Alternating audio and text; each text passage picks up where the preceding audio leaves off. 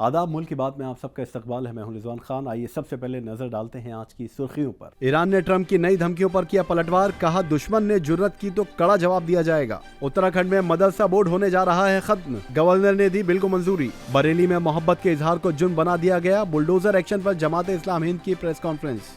आई love Mohammad सल्लल्लाहु अलैहि वसल्लम के बाद अब अजान से तकलीफ, वाराणसी में हिंदू सेना ने दी इंतजामिया को चेतावनी। यूपी में दलितों और मुसलमानों का जीना हराम, इमरान मसूद ने योगी हुकूमत पर लगाए संगीन इल्जाम। जामिया यूनिवर्सिटी के बाहर निकला आरएसएस का मार्च, जामिया में पैठ बढ़ाने की कोशिश के लगे इल्जाम। आज ही के दिन पीएम मोदी ने लिया था आइन का हलफ, सत्ता की सिल्वर जुबली पर पीएम मोदी को याद आई मां। रायबरेली कत्लेआम पर बोले राहुल गांधी, कहा रायबरेली में इंसान नहीं आइन का हुआ कत्ल। बिहार इलेक्शन में ना कोई किचकिच ना कोई रोक, बुर्खा पहनी औरतों के लिए ईसी के फुल प्रूफ इंतजामात। महागठबंधन में सीट शेयरिंग का ताजा फॉर्मूला आया सामने, कांग्रेस को नहीं मिल रहा भाव, वीआईपी को फायदा। सीजीआई पर जूता फेंकने की कोशिश करने वाले राकेश किशोर बोले न माफी मांगूंगा न पछतावा है। कटक तशद्दुद में पुलिस का ताबड़तोड़ एक्शन, आगजनी पथराव में 8 वीएचपी कारकुनान गिरफ्तार। इजरायली कैद से रिहा हुई ग्रेटा थनबर्ग, इजरायली कैद में झेले जुल्म का किया तस्करा। ईरान और अमेरिका इसराइल के बीच एक बार फिर बहुत बड़ी जंग होने का खतरा बढ़ गया है। ईरान ने डोनाल्ड ट्रंप की नई धमकियों का करारा जवाब देते हुए साफ कह दिया है कि वो किसी सूरत अमेरिका की धमकियों के आगे घुटने नहीं टेकने वाला।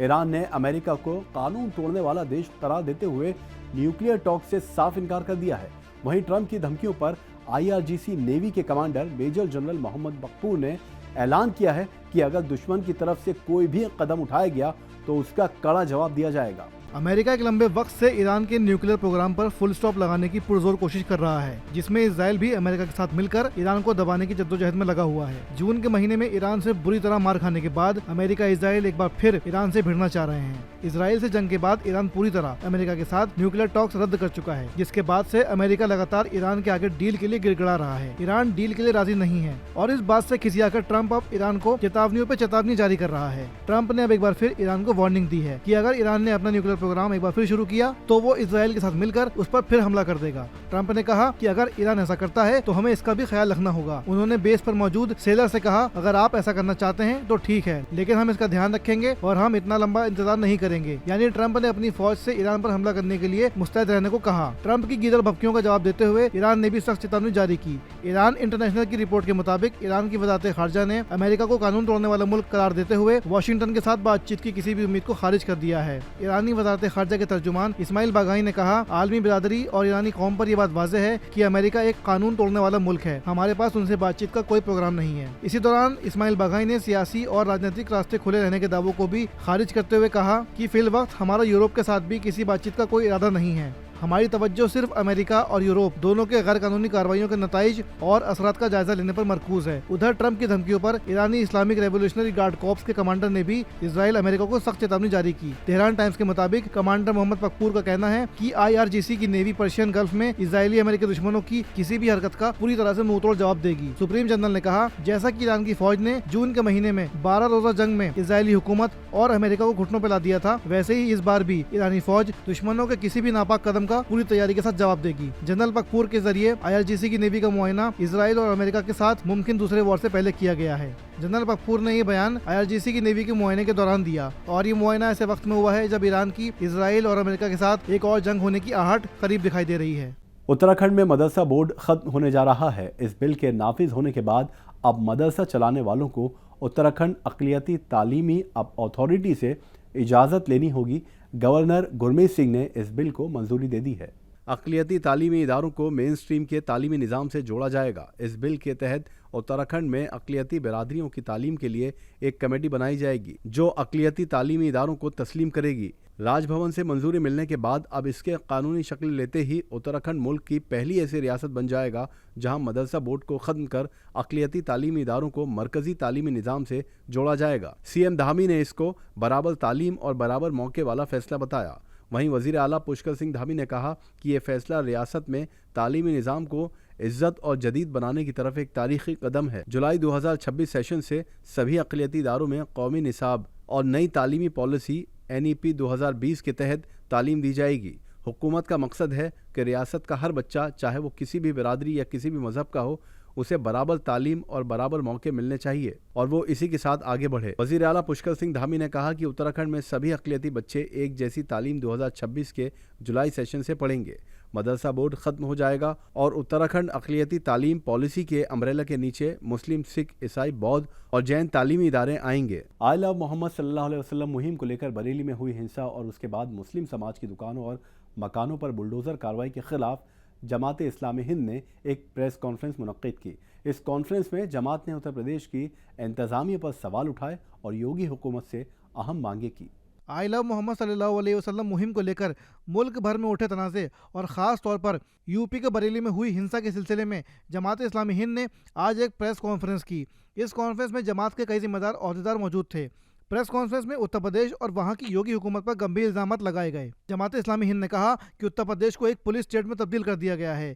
जमात इस्लामी हिंद ने कहा आज हालात ये हैं कि अगर कोई अपने घर पर आई लव मोहम्मद सल्लल्लाहु अलैहि वसल्लम का पोस्टर लगाता है तो उस पर कार्रवाई हो रही है। अगर कोई अपने फेसबुक या इंस्टाग्राम पर भी ये लिख दे तो उसके खिलाफ भी कार्रवाई की जा रही है। जमात इस्लामी हिंद ने बरेली हिंसा के बाद की गई कार्रवाई पर भी सवाल उठाए। उनका कहना है कि नाबालिग लड़कों को भी गिरफ्तार करके उनके साथ जुल्म और मारपीट की गई। बुलडोजर कार्रवाई का जिक्र करते हुए जमात इस्लामी हिंद ने कहा कि सुप्रीम कोर्ट के बार बार बुलडोजर कार्रवाई पर रोक लगाने के बावजूद उत्तर प्रदेश की हुकूमत इस अमल को जारी रखे हुए है। जमात ने इल्जाम लगाया कि योगी हुकूमत ने सुप्रीम कोर्ट के हुक्मों को नजरअंदाज कर दिया है। जमात इस्लामी हिंद ने मीडिया के सामने 4 अहम मांगे रखी। पहला, बरेली हिंसा के बाद दर्ज की गई तमाम एफआईआर को वापस लिया जाए। दूसरा, जिन लोगों को गिरफ्तार किया गया है उन्हें फौरन रिहा किया जाए। तीसरा, जिस अफसर ने आई लव मोहम्मद सल्लल्लाहु अलैहि वसल्लम को जुर्म बनाने की कोशिश की उसके खिलाफ कार्रवाई की जाए। चौथा, लॉ इन्फोर्समेंट में सबको बराबरी का मौका दिया जाए ताकि इंसाफ और बराबरी को यकीनी बनाया जा सके। कानपुर में आई लव मोहम्मद सल्लल्लाहु अलैहि वसल्लम के बाद अब वाराणसी में लाउड स्पीकर पर अजान को लेकर हिंदूवादी तंजीमों ने नया विवाद खड़ा कर दिया है। हनुमान सेना ने इंतजामिया को धमकी दी है कि अगर एक हफ्ते में मस्जिदों से लाउड स्पीकर नहीं हटाए गए तो हर घर में बड़े स्पीकर लगाकर दिन भर हनुमान चालीसा पढ़ी जाएगी।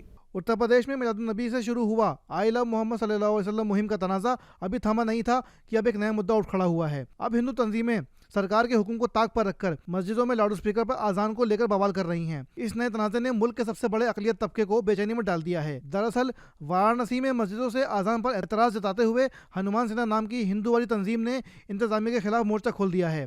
संगठन ने साफ तौर पर धमकी दी है कि अगर एक हफ्ते के अंदर मस्जिदों से लाउड स्पीकर नहीं हटाए गए तो वो बड़ी तहरीक शुरू करेंगे। हनुमान सेना के सदर सुधीर सिंह ने आज इंतजामिया को अल्टीमेटम देते हुए कहा, अगर हमारी मांगों पर अमल नहीं हुआ तो हम हर घर में बड़े बड़े लाउड स्पीकर लगाकर दिन भर हनुमान चालीसा का पाठ करेंगे। उत्तर प्रदेश में दलित और मुस्लिम बरादरी के खिलाफ बढ़ते तशद्दुद और हुकूमत की लापरवाही पर कांग्रेस एमपी इमरान मसूद ने जमकर हमला बोला। उन्होंने कहा कि आइन खतरे में है, बुलडोजर कार्रवाई और तशद्दुद बराबर जारी है।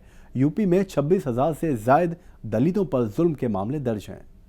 उत्तर प्रदेश में हालिया दिनों में बढ़ता क्राइम ग्राफ, अक़लियतों के खिलाफ हुकूमत की तरफ से हो रही कार्रवाई और दलितों की मुबैना टारगेट किलिंग को लेकर कांग्रेस लीडर इमरान मसूद का बड़ा बयान सामने आया है। एमपी इमरान मसूद ने दावा किया कि आइन खतरे में है। आलम यह है कि मुसलमानों और दलितों को जीना हराम हो गया है। इमरान मसूद ने कहा कि जब हम बार बार कहते हैं कि मुल्क का आइन खतरे में है तो अब ये साफ दिख रहा है। मुल्क में जो वाक़े हो रहे हैं उनका असर सिर्फ मुल्क में नहीं बल्कि विदेशों में भी दिखाई दे रहा है। हम पूरी दुनिया में अलग नज़र आ रहे हैं। उन्होंने इल्ज़ाम लगाया कि हुकूमत आइन पर अमल नहीं कर रही, दलितों और मुसलमानों को जीना हराम हो गया है। सहारनपुर से कांग्रेस एमपी इमरान मसूद ने कहा कि सुप्रीम कोर्ट के हुक्म के बाद भी बुलडोजर कार्रवाई लगातार जारी है। जामिया यूनिवर्सिटी के गेट नंबर 7 के सामने आरएसएस के जरिए परेड किए जाने पर जामिया के तालिब इल्म के साथ साथ उन लोगों ने भी फिक्र जाहिर की है जो आरएसएस की सरगर्मियों पर नजर रखते हैं। इस परेड के बाद लोगों का कहना है कि आरएसएस अब जामिया में भी अपनी मौजूदगी बढ़ाना चाहता है। मुल्क की एक नामी यूनिवर्सिटी जामिया मिल्लिया इस्लामिया अक्सर सुर्खियों में रहती है। इस यूनिवर्सिटी में पढ़ने वाले तलबा को किसी भी मार्च या मुजाहिरे से पहले परमिशन लेनी होती है और उन्हें सिर्फ कैंपस के अंदर ही परमिशन दी जाती है। लेकिन आरएसएस की 100वीं सालगिरह के मौके पर जामिया यूनिवर्सिटी के बाहर आरएसएस ने मार्च निकाला। ये पहली बार हुआ कि आरएसएस के कारकुनों ने जामिया इलाके में मार्च किया हो। इस मार्च में कारकुनों ने अपनी यूनिफॉर्म में लाठियां पकड़ के परेड की, झंडा उठाया और बैंड भी बजाया। इस वाक़े के बाद बहुत से सवाल उठ रहे हैं। अगर जामिया के तलबा मार्च या मुजाहिरा करें तो पुलिस फौरन उन्हें गिरफ्तार कर लेती है या डिटेन करती है, मगर आरएसएस के कारकुनों को पूरी सिक्योरिटी के साथ यूनिवर्सिटी के सामने से मार्च करने की परमिशन क्यों दी गई? कुछ एक्सपर्ट्स का मानना है कि यह कदम जामिया मिल्लिया इस्लामिया में भी दूसरी यूनिवर्सिटियों की तरह संघ की पैठ को मजबूत करने की एक कोशिश का हिस्सा है और इसी मकसद से यह मार्च कराया गया ताकि जामिया में आरएसएस की मौजूदगी का एहसास कराया जा सके। समाजवादी पार्टी के राज्यसभा एमपी जावेद अली खान ने उत्तर प्रदेश की योगी आदित्यनाथ हुकूमत पर तीखा हमला बोला है। उन्होंने कहा है कि बीजेपी हुकूमत कानून निज़ाम के नाम पर सिर्फ दिखावा कर रही है और बुलडोजर को पॉलिटिकल प्रोपेगेंडा का हथियार बना लिया है। उत्तर प्रदेश की सरकार ने बुलडोजर को अपना हथियार बना रखा है, बावजूद इसके कि सुप्रीम कोर्ट और हाई कोर्ट के द्वारा विभिन्न मामलों में सरकार को लताड़ सुनाई गई है बुलडोजर को लेकर। दरअसल सवाल अकेले बरेली का नहीं है। भारतीय जनता पार्टी की बहुत बड़ी रणनीति है कि पूरे प्रदेश के माहौल को हिंदू मुस्लिम आधार पर गर्म रखा जाए और प्रदेश के हर कोने में, कभी बहराइच में, कभी संभल में, कभी फतेहपुर में, कभी बरेली में, कभी कानपुर में, विभिन्न इलाकों में हर कोने पर थोड़ी थोड़ी दूर पर ये ऐसी घटनाएं जानबूझ करके साजिश के तहत करवाते हैं। जमात-ए इस्लामी हिंद ने एक प्रेस कॉन्फ्रेंस कर उत्तर प्रदेश हुकूमत और इंतजामिया पर संगीन इल्जाम लगाए हैं। तंजीम ने कहा कि रियासत में फ्रीडम ऑफ एक्सप्रेशन पर हमला किया जा रहा है और आई लव मोहम्मद सल्लल्लाहु अलैहि वसल्लम जैसे पुरअमन नारे को भी जुर्म की तरह देखा जा रहा है। प्रेस कॉन्फ्रेंस में तंजीम के नुमाइंदों ने कहा कि कोई शख्स अगर अपने घर पर आई लव मोहम्मद सल्लल्लाहु अलैहि वसल्लम लिखता है तो उसे पुलिस जुर्म मान रही है। ये सूरत हाल इंतहाई तशवीशनाक है। कम उम्र के बच्चों तक को गिरफ्तार किया जा रहा है और उन पर अनलॉफुल असेंबली जैसे संगीन चार्ज लगाए जा रहे हैं। जमात-ए इस्लामी हिंद ने इल्ज़ाम लगाया कि यूपी हुकूमत ने बुलडोजर को खौफ की अलामत बना दिया है और सुप्रीम कोर्ट के हुक्म को भी नज़रअंदाज कर रही है। तंजीम ने कहा, ऐसे अफसरों पर कार्रवाई होनी चाहिए जिन्होंने मोहब्बत के पैगाम को जुर्म बना दिया है। आज से ठीक 24 साल पहले नरेंद्र मोदी गुजरात के सीएम बने थे। ये पहला मौका है जब मोदी ने हुकूमत की कमान संभाली थी। तब से अब तक वो मुल्क के आइन पद पर बने हुए हैं। 2001 से 2014 तक वो गुजरात के सीएम रहे।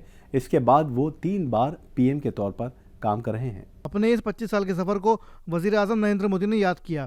सोशल मीडिया प्लेटफॉर्म एक्स पर उन्होंने एक पोस्ट शेयर की और अपनी पहली हलफ बर्दारी की याद को ताज़ा किया। अपनी पोस्ट में पीएम मोदी ने लिखा कि मुल्क के आवाम के मुसलसल दुआओं और रहमतों के साथ वो अब हुकूमत के सरबराह के तौर पर अपनी 25वीं सालगिरह में दाखिल हो रहे हैं। वज़ीर आज़म मोदी ने एक्स पर लिखा, सन 2001 में आज ही के दिन मैंने पहली बार गुजरात के वज़ीर आला के तौर पर हलफ उठाया था। वज़ीर आज़म ने अपनी पोस्ट पर लिखा कि जब उन्होंने वज़ीर आला का हलफ उठाया तो उन्हें याद है कि उनकी वालिदा ने कहा था, मुझे तुम्हारे काम की ज़्यादा समझ नहीं, लेकिन 2 बातें हमेशा याद रखना, हमेशा गरीबों की खिदमत करना और कभी रिश्वत मत लेना। सुप्रीम कोर्ट के चीफ जस्टिस BR गवई पर जूता फेंकने वाले राकेश किशोर का बयान सामने आया है। उनका कहना है कि अपने किए का ना तो उसे कोई पछतावा है और ना ही वो माफ़ी मांगेंगे। आपको बता दें कि बीते रोज वकील राकेश किशोर ने सुप्रीम कोर्ट के कोर्ट नंबर 1 में चीफ जस्टिस BR गवई पर जूता फेंकने की कोशिश की, लेकिन उसका निशाना चूक गया। उसने सनातन धर्म के नारे लगाते हुए जूता फेंका। CJI गवई ने कोई रद्द-ए-अमल जाहिर नहीं किया, लेकिन पुलिस ने राकेश को गिरफ्तार कर लिया। वहीं सुप्रीम कोर्ट के रजिस्ट्रार जनरल ने राकेश किशोर के खिलाफ कोई मुकदमा दर्ज कराने से इनकार कर दिया, तो पुलिस ने उसे रिहा करके घर भेज दिया और उसका जूता भी वापस कर दिया। बार काउंसिल ऑफ इंडिया ने राकेश किशोर को फौरन मुअत्तल कर दिया और कहा कि वो अब पूरे मुल्क में कहीं भी वकालत नहीं कर सकेगा, उसके खिलाफ ताज़ीरी कार्रवाई भी होगी। इस दौरान राकेश कुमार ने मीडिया से बात करते हुए अपना मौक़िफ़ पेश किया और बताया कि उसने मुल्क के चीफ जस्टिस पर भरी अदालत में जूता क्यों फेंका। उसने कहा, मैं नशे में नहीं था, ना ही मुझे कोई खौफ था, ना ही मैं दिल से मायूस हूँ, ना ही मैं दुखी हूँ। अदालत में कल जो कुछ हुआ उसका मुझे कोई अफसोस नहीं है। CJI BR गवई पर जूता फेंकने की कोशिश पर लगातार रद्द-ए-अमल सामने आ रहे हैं। इसी दौरान आम आदमी पार्टी के कौमी कन्वीनर अरविंद केजरीवाल ने कहा कि CJI BR गवई पर जूता फेंकने की कोशिश सिर्फ एक जज पर नहीं बल्कि हिंदुस्तान की रूह पर हमला है। अरविंद केजरीवाल ने कहा कि ये इस मुल्क की न्यायपालिका पर हमला है। एक दलित बेटा मेहनत और ईमानदारी से मुल्क की सबसे ऊंची कुर्सी तक पहुंचा, ये बात इन लोगों को बर्दाश्त नहीं। उन्होंने आगे कहा कि इनकी हिम्मत तो देखो, इनके हामी खुलेआम सोशल मीडिया पर CJI को धमकियां दे रहे हैं। ऐसी सियासत और गुंडागर्दी को ये मुल्क कभी बर्दाश्त नहीं करेगा। CJI BR गवई पर जूता फेंकने की कोशिश सिर्फ एक जज पर नहीं बल्कि भारत की रूह और उसके इंसाफ के निज़ाम पर हमला बताया गया है। ऑल इंडिया लॉयर्स यूनियन ने आज सुप्रीम कोर्ट के सामने उस वाक़े के खिलाफ एहतजाज किया जिसमें पीर को कोर्ट रूम में भारत के चीफ जस्टिस BR गवई पर जूता फेंकने की कोशिश की गई थी। इस वाक़े की सीनियर वकीलों और सियासी रहनुमाओं ने सख्त मजम्मत की है। Supreme court advocates on record association और ऑल इंडिया लॉयर्स यूनियन ने इस वाक़े को सुप्रीम कोर्ट और अदलिया की आज़ादी पर हमला बताया है। यूनियन की दिल्ली ब्रांच ने सुप्रीम कोर्ट के सामने एहतजाजी मुजाहिरा किया। सुप्रीम कोर्ट के सीनियर वकील और ऑल इंडिया एडवोकेट एसोसिएशन के जनरल सेक्रेटरी VP सुरेंद्र नाथ ने एक बयान में कहा कि ये वाक़या मुल्क में नाथुराम ज़हनियत की उपज है और इसे बर्दाश्त नहीं किया जा सकता। बयान में मुल्जिम के खिलाफ जाँच और सख्त कार्रवाई की मांग की गई। उत्तर प्रदेश के रायबरेली में दलित नौजवान हरिओम की भीड़ के हाथों तशद्दुद के जरिए हुई हलाकत के बाद सियासी हंगामा गर्म हो गया है। इस वाक़े पर मुखालिफ जमातों ने हुकूमत पर सख्त तनकीद की है। आज रायबरेली से कांग्रेस के एमपी राहुल गांधी ने कहा कि वो पीड़ित खानदान के साथ हैं और उन्हें इंसाफ जरूर मिलेगा। रायबरेली में हुई मॉब लिंचिंग के हवाले से राहुल गांधी ने कहा, दलित नौजवान हरिओम वाल्मीकि का बेरहमी से किया गया कत्ल सिर्फ एक इंसान का ही नहीं बल्कि पूरी इंसानियत, आईनी उसूलों और इंसाफ का कत्ल है। उन्होंने कहा कि मुल्क में नफरत, तशद्दुद और भीड़ के हुकूमत को हुक्मरानों की सियासी पनाह हासिल है। राहुल ने मंगल के रोज एक्स पर लिखा, आईनी निजाम की जगह बुलडोजर ने ले ली है, इंसाफ की जगह डर ने, मगर ये मुल्क आइन से चलता है, भीड़ की जुनूनियत से नहीं। भारत का मुस्तकबिल बराबरी और इंसाफ पर कायम है। मैं मुतासिरा खानदान के साथ हूँ, उन्हें इंसाफ जरूर मिलेगा। बिहार असेंबली इंतखाबात 2025 को लेकर महागठबंधन के बीच सीटों का बंटवारा अब तक नहीं हो सका है। अलग अलग पार्टियों की बैठकें हो रही हैं। तेजस्वी यादव भी हिसाब बैठा रहे हैं। इस बीच एक ताज़ा फार्मूला सामने आया है। अब तक की बातचीत के मुताबिक कांग्रेस को भाव नहीं मिल रहा है। 2020 के इंतखाब में कांग्रेस 70 सीटों पर लड़ी थी, जबकि इस बार केवल 50 से 55 सीटें ही मिलने की उम्मीद है। वहीं आरजेडी अपने पास 125 से 130 सीटें रखना चाह रही है। वाम दलों को 30 से 35 सीटें और वीआईपी को 18 से 20 सीटें दी जा सकती हैं। वहीं दूसरी तरफ आरएलजेपी को 3 से 4 सीटें, जेएमएम को 2 से 3 सीटें मिलने की उम्मीद है। अगर वीआईपी को 18 से 20 सीटें मिलती हैं तो वो फायदे में रहेगी। जरायों के मुताबिक कांग्रेस ने सीट मांगने का नया फार्मूला तैयार किया है। पहला, ए कैटेगरी में वो सीटें शामिल हैं जहां कांग्रेस पिछले इलेक्शन में 5 से 10 हजार वोटों के फासले से हारी थी। दूसरा, बी कैटेगरी में वो सीटें हैं जहां 10 से 15 हजार का फर्क रहा। तीसरा, सी कैटेगरी में 15 से 20 हजार वोटों से हारी सीटें रखी गई हैं। इस फॉर्मूले के तहत कांग्रेस करीब 70 से 75 सीटों पर दावेदारी पेश करने की तैयारी में है। बिहार असेंबली इंतखाबात 2025 में बुर्का पहनकर वोट डालने से जुड़ी किसी भी तरह की बहस या विवाद को रोकने के लिए इलेक्शन कमीशन ने खास प्लान तैयार किया है। इस प्लान के तहत बिहार इंतखाबात में पोलिंग बूथ पर आंगनवाड़ी सेविकाओं को तैनात किया जाएगा।